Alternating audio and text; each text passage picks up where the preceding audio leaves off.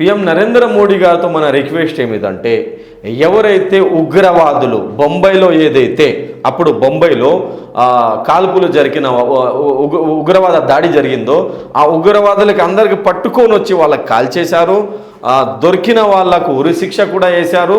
నరేంద్ర మోడీ గారితో ఇంకొక రిక్వెస్ట్ కూడా మేమేం చేస్తున్నామంటే, ఎవరైతే ఉగ్రవాదులు అక్కడి వచ్చి వాళ్ళైతే బ్రతికిపోయారండి, ఉగ్రవాదులు ఇంకా భయం రాలేదు.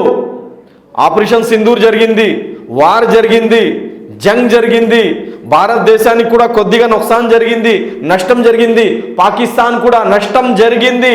ఉగ్రవాదులు ఎవరైతే ఉన్నారో ఆ ఉగ్రవాదులు బ్రతికిపోయారండి.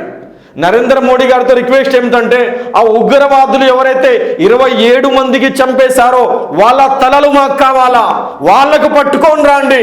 ఉగ్రవాద సంస్థల పెద్దలకు పట్టుకొని రాండి.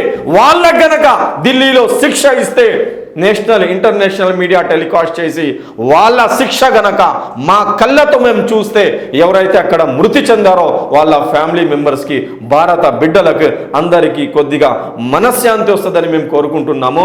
ఎవరైతే అక్కడ ఉగ్రవాద దాడి చేశారో ఆ ఉగ్రవాదులకు పట్టుకొని రాండి.